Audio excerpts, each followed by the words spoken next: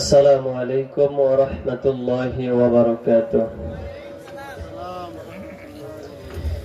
إن الحمد لله الأكرم الذي خلق الإنسان وكرم وعلمه من البيان ما لم يعلم، فسبحان الذي لا يحصى امتنانه باللسان ولا بالقلم، ونشهد أن لا إله إلا الله وحده لا شريك له، ونشهد أن سيدنا وحبيبنا ومولانا محمدا عبد الله ورسوله الذي أرسله بالحق بشيرا ونذيرا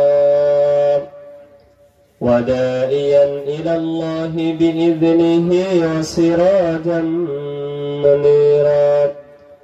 فقد قال الله تعالى في كلامه المجيد والفرقانه الحميد: أعوذ بالله من الشيطان الرجيم، بسم الله الرحمن الرحيم. كنتم خير أمة أخرجت للناس تأمرون بالمعروف وتنهون عن المنكر.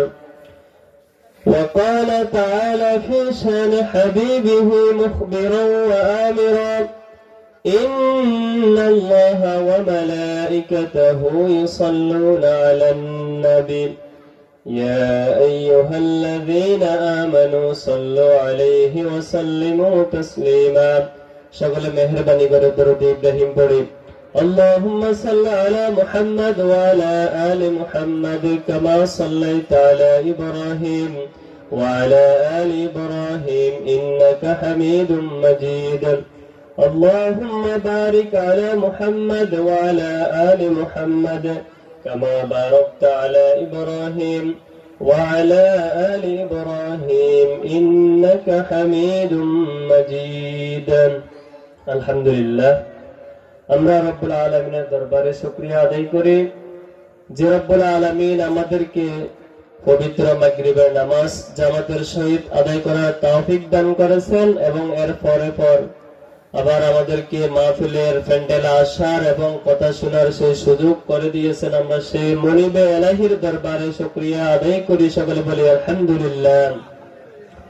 দুরূদ এবং সালাম প্রেরণ করি মানবতার মুক্তির দিশারি বিশ্বনবী সাইয়্যিদুল মুরসালিন জনাবে মুহাম্মদুর রাসূলুল্লাহ সাল্লাল্লাহু আলাইহি ওয়াসাল্লামের প্রতি।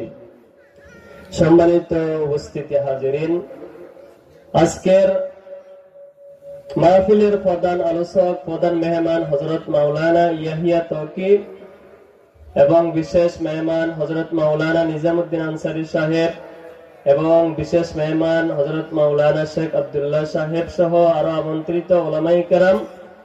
আমার পরে কথা বলবেন হযরত মাওলানা ইব্রাহিম সাহেব। সম্মানিত উপস্থিতি, আমার আলোচনা আমি দীর্ঘায়িত করব না। আমার আলোচনার বিষয় হচ্ছে সৎ কাজের আদেশ এবং অসৎ কাজের নিষেধ। সৎ কাজ এটার আদেশ করতে হবে এবং অসৎ কাজের নিষেধ করতে হবে। আমার খুতবার শুরুতে আমি একটা আয়াতে কারিমা তেলাওয়াত করেছি। এই আয়াতকে সামনে রেখে কিছু কথা বলবো। ওয়া মা তাওফীকি ইল্লা বিল্লাহ। আল্লাহ রাব্বুল আলামিন বলেন: কুনতুম খায়রা উম্মাতিন উখরিজাত লিন-নাসি তা'মুরুনা বিল মা'রুফি ওয়া তানহাউনা আনিল মুনকার। রাব্বুল আলামিন বলেন, কুনতুম খায়রা উম্মাহ, এই জাতি হচ্ছে সর্বোত্তম জাতি, সর্বোত্তম উম্মত। উখরিজাত লিন-নাস, আমি আল্লাহ তাআলা মানুষদেরকে বের করেছি ভালোর জন্য, কল্যাণের জন্য। উখরিজাত লিন-নাস, উম্মতকে বের করেছি ভালোর জন্য মানুষদের। তারা কি করবে? তা'মুরুনা বিল মা'রুফি ওয়া তানহাউনা আনিল মুনকার, তারা মানুষদেরকে সৎ কাজের আদেশ দিবে। এক নম্বরে কি? সৎ কাজের আদেশ। দুই নম্বর হচ্ছে তারা অসৎ কাজ থেকে মানুষকে নিষেধ করবেন।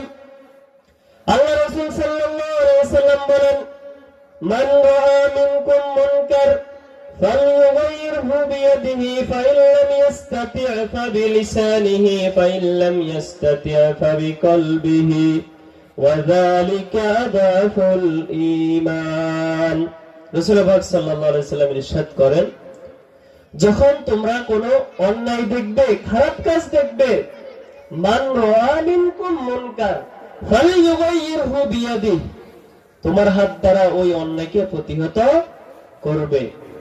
যদি তার সুযোগ না হয় তাহলে ফাইল্লাম ইয়াস্তাতি ফাবিলিসানি, দুই নাম্বার হচ্ছে তুমি তোমার জবান দ্বারা অন্যায় কাজে নিষেধ করবে।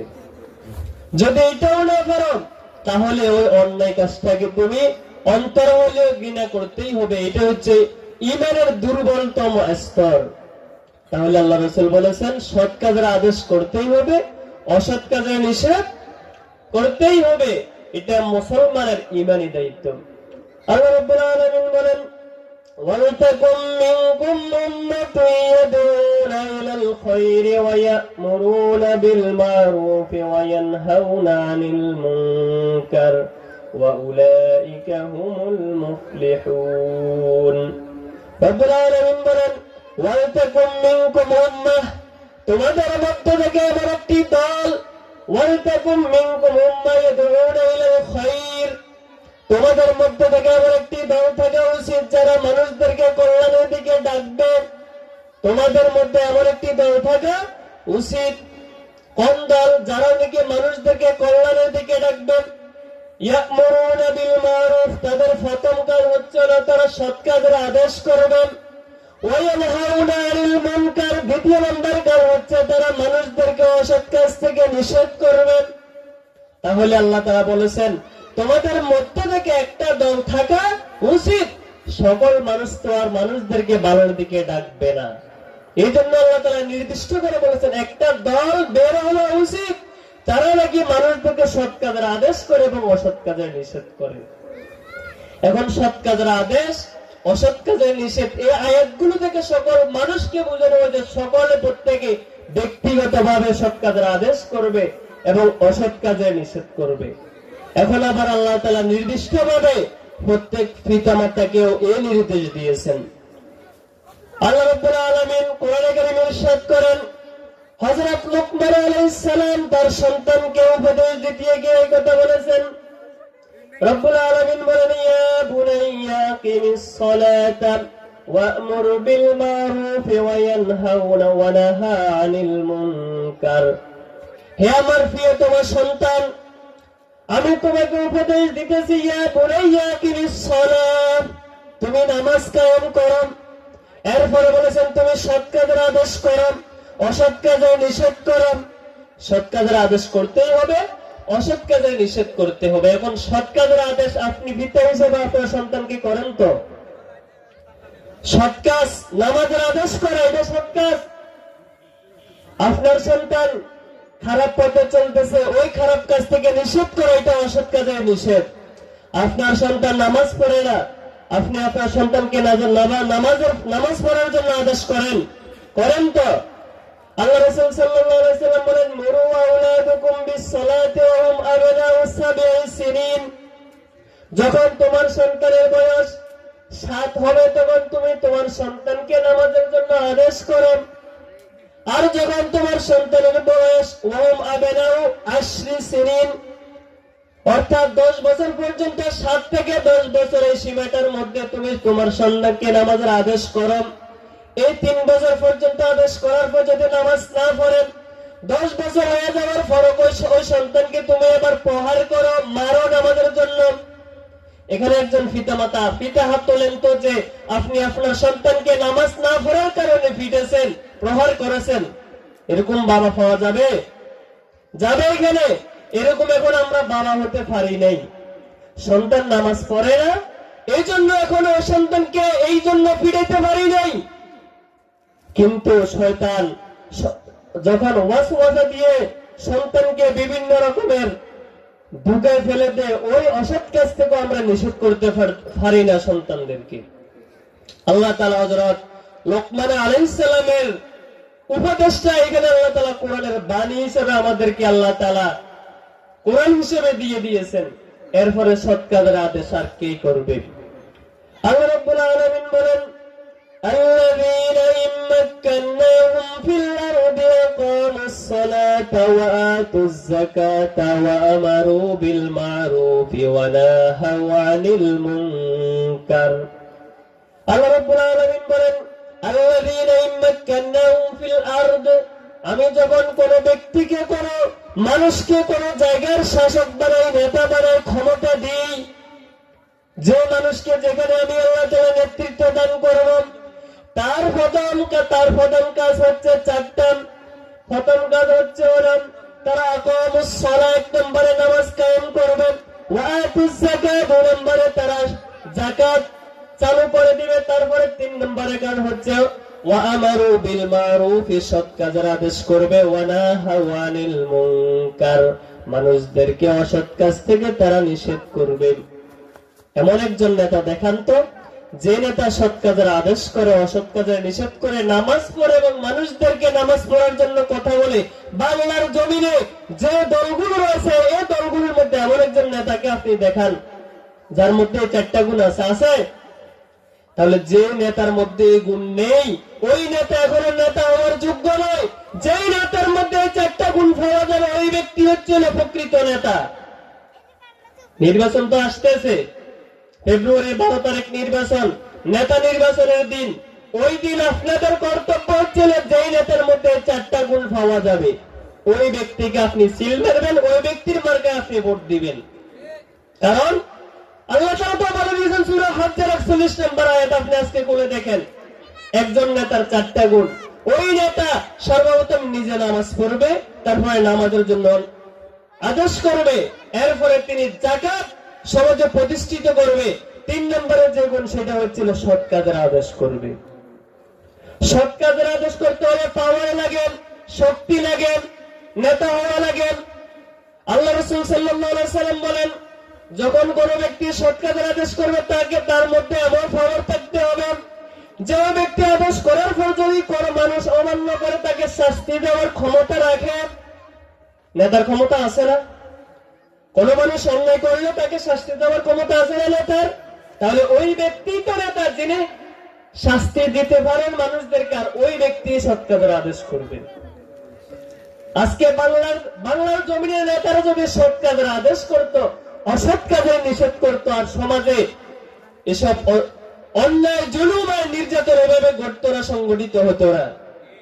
এগুলো সংগঠিত হওয়ার 1 নম্বর কারণ হচ্ছিল নেতা নিজে নেতা হওয়ার যোগ্য নাই, যোগ্যতা অর্জন করে নাই, নিজে নিজে নেতা হয়ে বসে আছে।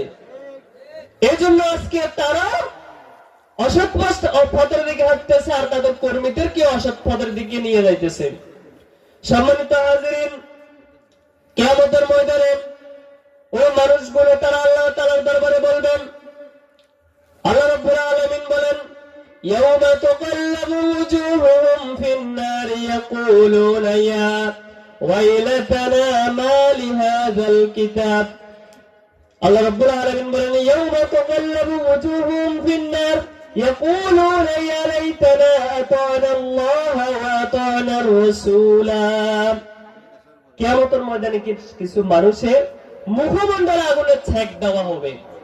তখন ওই মানুষগুলো আফসোস করে বলবে, ইয়া লাইতানা আতা'না আল্লাহ ওয়া আতা'না আর-রাসূল, আমরা যদি দুনিয়াতে আল্লাহর আইন, আল্লাহর বিধান মেনে চলতাম, আল্লাহর রাসূলকে মেনে চলতাম, তাহলে আজকে আমরা এই জাহান্নামে আসতে হতো না, এইভাবে জাহান্নামের ছেক খাওয়া লাগতো না।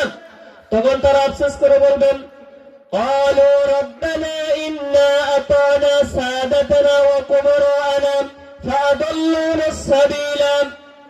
তারা যে দুনিয়াতে আল্লাহ এবং তার রাসূলের আনুগত্য করে নাই, কার করেছে সেটাও ওরা বলে দিচ্ছে কিয়ামতের ময়দানে। রব্বানা ইন্না আতা'না সাদাতানা ওয়া কুবরা'ানা, সাইয়েদানা মানে নেতা, সাইয়েদানার বহুবচন সাদাতানা। হুজুর, সাইয়েদানার বহুবচন সাদাতানা মানে কি?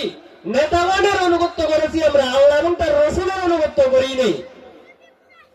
যে ব্যক্তিগুলো আজকে অমুক ভাইয়ের চরিত্র ফুলের মতো পবিত্র বলে বলে স্লোগান দেয়, অথচ সেও জানে ওই ব্যক্তির চরিত্রের মধ্যে যে কতটুকু ফুলের মতো পবিত্র আছে না নাই, নাকি দুশ্চরিত্রের মধ্যে ভরপুর ওই ব্যক্তির সে জেনে শুনে বলে তার অমুক ভাইয়ের চরিত্র ফুলের মতো পবিত্র, ওই কিয়ামতের ময়দানে তারা বলবে সাদাতানা ওয়া কুবারানা, বড় লোকদের অনুসরণ করেছিলাম, ফাদাল্লুনা সাবিলা, তারা আমাদেরকে পথভ্রষ্ট করেছে, দুনিয়াতে আমাদেরকে জান্নাতের পথ থেকে বিচ্যুত করে দিয়েছে। তখন তারা বলবেন রব্বানা আতিহিম দিয়ফাইনি মিনাল আযাবি ওয়া লানহুম লানান কাবীরা। কিয়ামতের ময়দানে ওই ব্যক্তিগুলো বলবে, কর্মীরা, হে রব্বুল আলামিন, এই নেতাদেরকে আপনি আজকে দ্বিগুণ শাস্তি দেন, কারণ তারা আমাদেরকে দুনিয়াতে ভুল পথে চালিয়ে দিয়েছেন, ভুল পথ অনুসরণ করার জন্য আমাদেরকে বলেছেন, তাদেরকে অনুসরণ করার কারণে আজকে আমরাও পথভ্রষ্ট হয়েছি, আজকে আমরাও জাহান্নামী হয়েছি, এই জন্য আজকে আমরাও জাহান্নামে যাব, তাদেরকেও জাহান্নামে নিয়ে যাব এবং কি তাদেরকে দ্বিগুণ শাস্তি দেব। আমি আপনার কাছে বলতেছি, কারণ তারা আমাকে পথভ্রষ্ট করেছে এবং জাতিকে পথভ্রষ্ট করেছে। সম্মানিত হাজারিন, এই জন্য আমাদের উচিত হচ্ছে হলো সৎ কাজের আদেশ এবং অসৎ কাজের নিষেধ করা, এটা আমাদের প্রত্যেকের দায়িত্ব। আর নেতা হওয়ার মূল বৈশিষ্ট্য হচ্ছে হলো ওই ব্যক্তির কাছে সৎ কাজের আদেশ, এই গুণটা থাকতে হবে।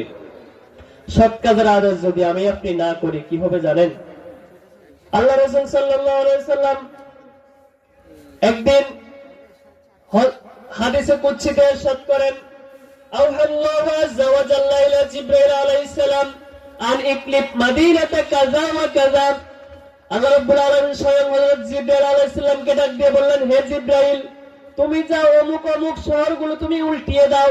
তখন হযরত জিবরাইল আলাইহিস সালাম চলে গেলেন, ওইখানে গিয়ে দেখলেন ওই জায়গাটা উল্টার জন্য প্রস্তুতি নিলেন।